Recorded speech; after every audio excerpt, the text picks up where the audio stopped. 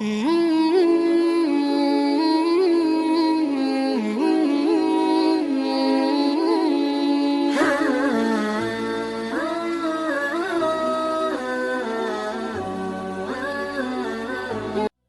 باللہ من الشیطان الرجیم بسم اللہ الرحمن الرحیم یا ایہا النبی انا ارسلناک شاہدا ومبشرا ونذیرا وداعیا الی اللہ باذنہ وسراجا منیرا صدق اللہ العظیم وصدق رسولہ النبی الکریم الامین ونحن علی ذلک لمن الشاہدین والشاکرین والحمد للہ رب العالمین ان اللہ وملائکتہ یصلون علی النبی یا ایہا الذین آمنوا صلوا علیہ وسلموا تسلیما الصلاۃ والسلام علیک یا سیدی یا رسول اللہ وعلی آلک واصحابک یا سیدی یا نبی اللہ الصلاۃ والسلام علیک یا سیدی یا رحمۃ للعالمین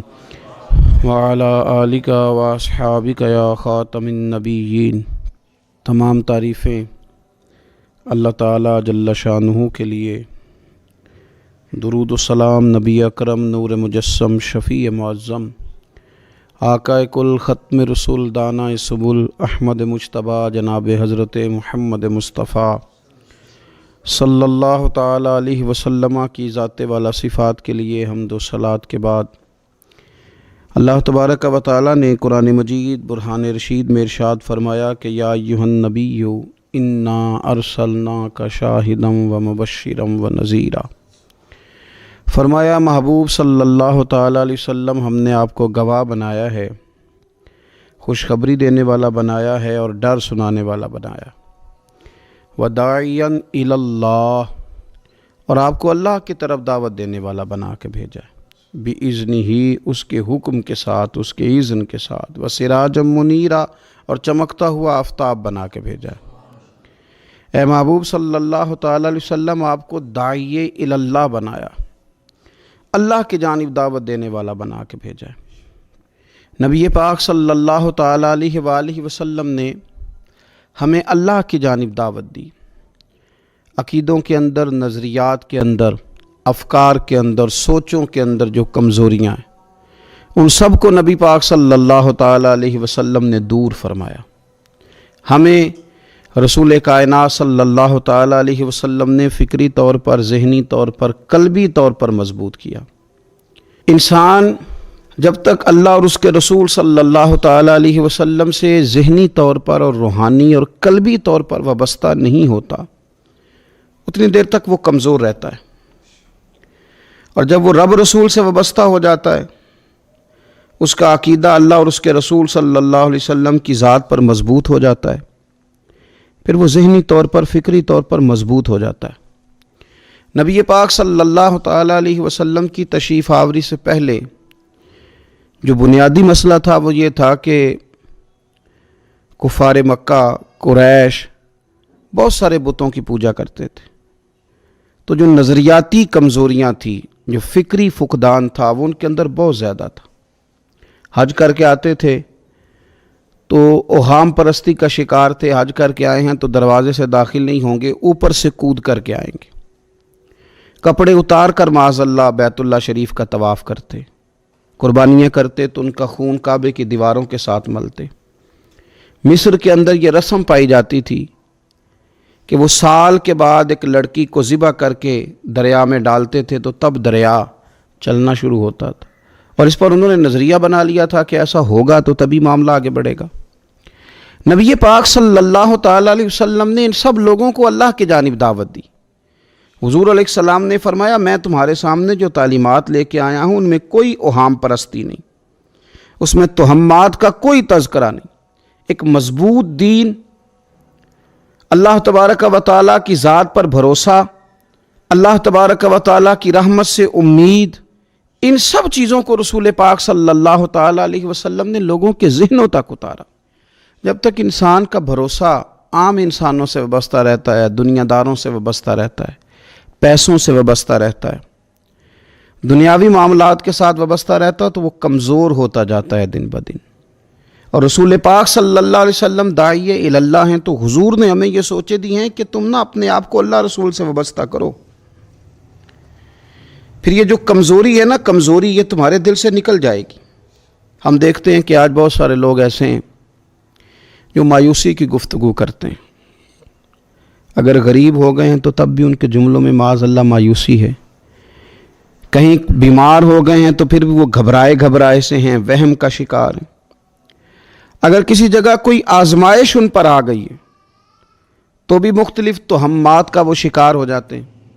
اگر توجہ اللہ رسول کی جانب ہو اور وہ سوچیں جو رسول پاک صلی اللہ علیہ وسلم نے ہمیں دی ہیں، ان پر توجہ ہو، تو پھر انسان کسی وہم کا شکار نہیں ہوتا، پھر وہ مضبوط زندگی گزارتا ہے اور مضبوطی کے ساتھ آگے بڑھتا ہے، چونکہ اس کو سمجھ آ گئی ہے کہ میرا خالق اللہ ہے، رازق اللہ ہے، پیدا کرنے والا اللہ ہے، اور میرے تمام معاملات کا محافظ بھی میرا اللہ ہے۔ پھر وہ کمزور نہیں پڑتا، پھر وہ زیادہ امیدیں لوگوں سے وابستہ نہیں کرتا، دنیا داروں سے، سیٹھ و نوابوں سے زیادہ امیدیں نہیں وابستہ کرتا، پھر اس کی امیدیں اللہ سے اور اللہ والوں سے۔ پھر وہ اللہ رسول کی بارگاہ میں اپنے آپ کو پیش کر دیتا ہے۔ حدیث مبارکہ ترمذی شریف میں موجود ہے، راوی حضرت عبداللہ ابن مسعود رضی اللہ تعالیٰ عنہ ہیں۔ ذرا حضور صلی اللہ علیہ وسلم کے تربیت کرنے کا انداز دیکھیے گا۔ حضرت عبداللہ ابن مسعود رضی اللہ تعالیٰ عنہ روایت کرتے ہیں کہ نبی پاک صلی اللہ تعالیٰ علیہ وسلم نے فرمایا کہ اللہ تعالیٰ نے ہر جان کو پیدا فرمایا، ہر جان کو اللہ تعالیٰ نے پیدا کیا، تو 3 چیزیں رب کریم نے لکھ دیں اس کے لیے۔ ہر جان کو پیدا کیا تو اللہ نے لکھ دیا، کیا لکھا؟ اس کا رزق کتنا ہے یہ بھی رب نے لکھ دیا، عمر کتنی ہے، زندگی کتنی ہے یہ بھی رب نے لکھ دیا، اور جو اس پر مشکلات آئیں گی وہ بھی اللہ نے لکھ دی۔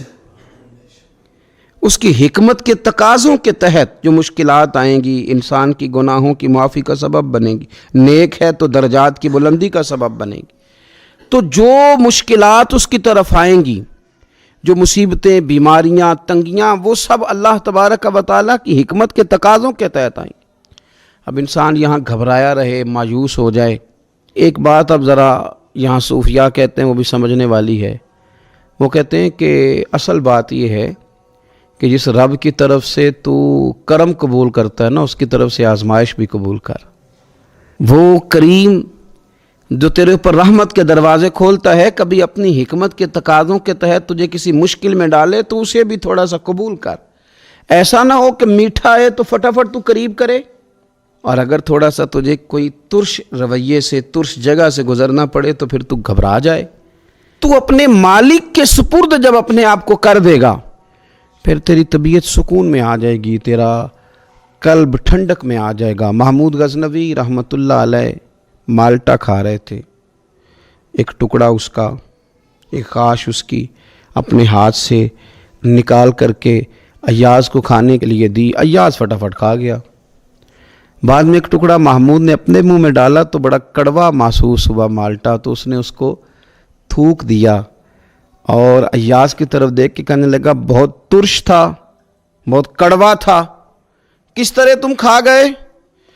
اللہ اکبر۔ تو ایاز نے جو بات کی وہ ہمیں سمجھاتی ہے کہ بندے کا رشتہ کس طرح کا ہونا چاہیے۔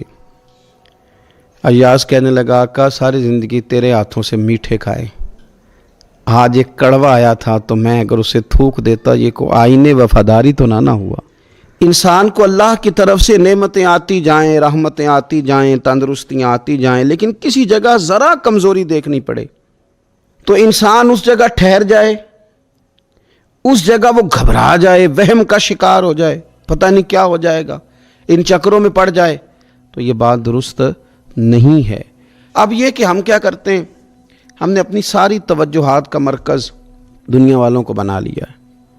دنیا والوں کو کیسے راضی کرنا ہے، ان کو کیسے سیٹ رکھنا ہے، لوگوں کے ساتھ اپنے تعلقات کو کس طرح کر کے مضبوط کرنا ہے، بس اسی میں ہمارے صبح و شام گزر جاتے ہیں۔ 3-4 جگہوں پہ دعوت مل گئی ایک دن میں، ایک جگہ ولیمے پہ جانا تھا وہاں خود چلے گئے، ایک جگہ اصال ثواب کی تقریب تھی تو وہاں بیٹے کو بھیجا، اور ایک جگہ اور کسی معاملے میں دعوت تھی تو وہاں فون کر کے معذرت کر لی۔ کسی طریقے سے لوگ راضی رہیں۔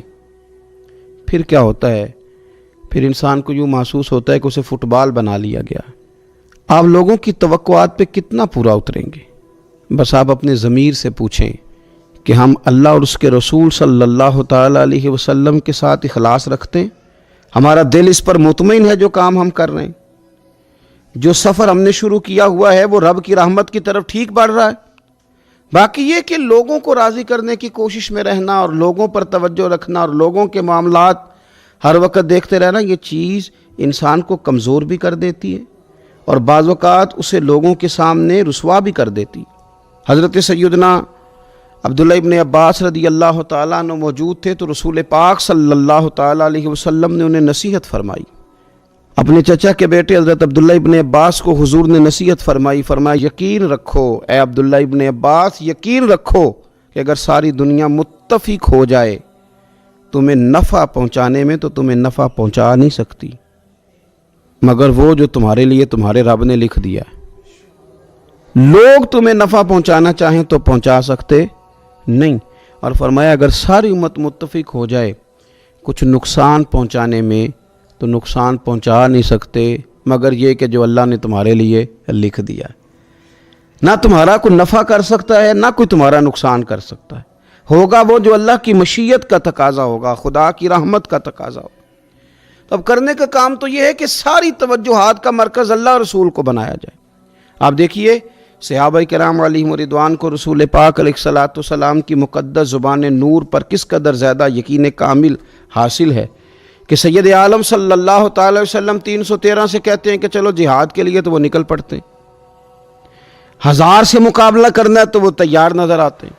حضور علیہ السلام کہتے ہیں خندق میں چلو تو وہ تیار نظر آتے ہیں۔ حضور صلی اللہ تعالی علیہ وسلم جو وعدہ ان کے ساتھ کرتے ہیں تو وہ منوعاً اس وعدے پر توجہ کرتے ہیں۔ تو میرے عزیز یاد رکھنے کی بات یہ ہے کہ اگر ہمارا بھروسہ اللہ رسول پہ مضبوط ہو جائے، وہ وعدے جو ہمارے ساتھ ہمارے نبی پاک صلی اللہ علیہ وسلم نے فرمائے ہیں کہ سچ بولو گے تو نجات پا جاؤ گے، وہ جو نبی پاک صلی اللہ علیہ وسلم نے ہمیں فرمایا کہ 2 چیزوں کی تم مجھے ضمانت دو، میں تمہیں جنت کی ضمانت دیتا ہوں۔ یا رسول اللہ کون سی؟ فرمایا کہ 2 جبڑوں کے درمیان جو تمہاری زبان ہے اس کی مجھے ضمانت دے دو، اور ایک تمہاری 2 ٹانگوں کے بیچ جو شرمگاہ ہے تو مجھے اس کی ضمانت دے دو، میں تمہیں جنت کی ضمانت دے دیتا ہوں۔ تو وہ ساری چیزیں جو رسول کریم صلی اللہ تعالیٰ علیہ وسلم نے ہمارے لیے رکھی ہیں، ہمیں ان چیزوں پر توجہ کرنی، ہمیں غور کرنا ہے کہ یہ وعدے جو اللہ رسول نے ہمارے ساتھ کیے ہیں یہ سب سے زیادہ مضبوط ہیں۔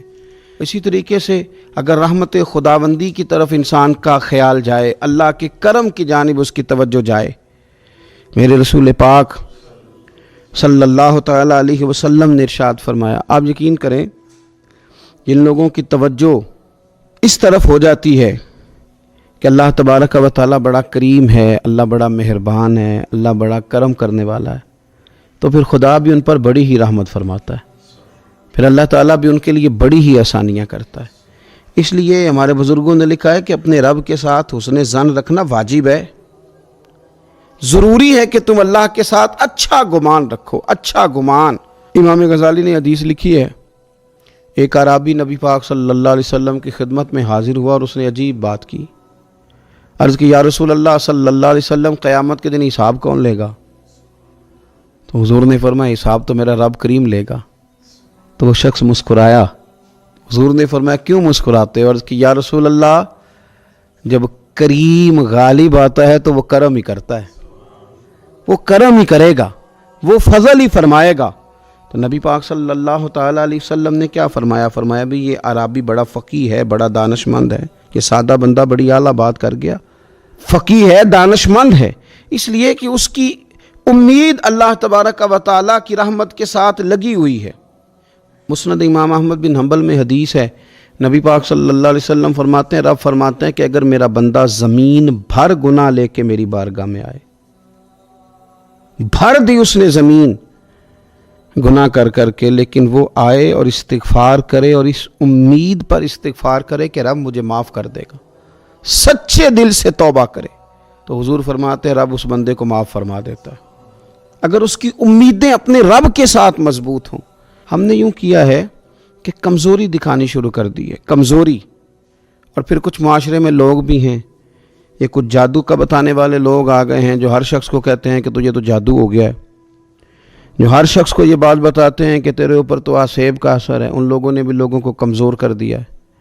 کچھ ایسے لوگ ہیں جو معاشرے کے اندر یہ کہتے پھرتے ہیں بھائی سب دنیا کا چکر ہے، سب دولت کا معاملہ ہے، جس کی لاٹھی اس کی بھینس، یہاں کچھ بھی نہیں ہو سکتا۔ انہوں نے بھی لوگوں کو کمزور کر دیا ہے۔ اپنے عقیدوں کو مضبوط رکھیں، اللہ رسول صلی اللہ علیہ وسلم کے ساتھ اپنے بھروسے کو مضبوط کریں۔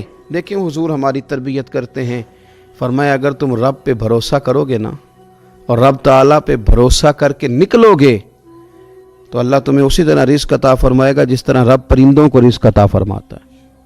وہ صبح بھوکے نکلتے ہیں لیکن شام کو لوٹتے ہیں تو اللہ انہیں پیٹ بھر کے روزی عطا کرتا ہے۔ کیوں؟ اس لیے کہ ان کا بھروسہ مضبوط ہے، ان کا اپنے رب پہ توکل مضبوط ہے۔ رسول کائنات صلی اللہ تعالیٰ علیہ وسلم نے ہمیں ہمارے رب کی جانب دعوت دی، حضور نے ہمیں اللہ پہ بھروسہ کرنا سکھایا۔ رسول پاک صلی اللہ تعالیٰ علیہ وسلم نے ہمیں کہا کہ دنیا میں مسافروں کی طرح وقت گزار کے آ جانا، جنت میں رب نے تمہارے لیے وہ نعمتیں تیار کی ہیں نہ کسی آنکھ نے دیکھی، نہ کسی کان نے سنی، نہ تمہارے دل پر خیال ہی گزرا ہوگا کہ اللہ یہ شان عطا فرمائے گا۔ اب ان لوگوں کا بھروسہ ہو گیا تھا صحابہ کا، حضور کے غلاموں کا، تو انہوں نے پھر کوئی جائیدادیں نہیں بنائی، انہوں نے پھر دنیا میں کوئی محلات تیار نہیں کیے، کیونکہ ذہن بن گیا تھا کہ جو رسول کریم علیہ السلام نے وعدے فرمائے ہیں وہ وعدے ہمارے لیے بڑے معیاری ہیں، وہ وعدے ہمارے لیے بڑے خوبصورت ہیں، ان وعدوں سے ہمیں بڑا کچھ ملے گا۔ اس لیے اپنی زندگی کے اندر ان چیزوں کو پیدا کرنا، ان چیزوں پر توجہ کرنا، اللہ کی جانب بھروسہ کرنا بڑا ضروری ہے۔ دعا ہے مالک کریم ہمیں رسول کریم صلی اللہ تعالیٰ علیہ وسلم کی بتائی ہوئی باتوں پر عمل کی توفیق دے، اور اللہ تعالیٰ ہماری آنے والی نسلوں کی امیدوں کو اپنی بارگاہ پر مضبوط کرے، یقین کامل کی دولت عطا کرے، توکل کی نعمت عطا فرمائے۔ آخر دعوانا ان الحمدللہ رب العالمین۔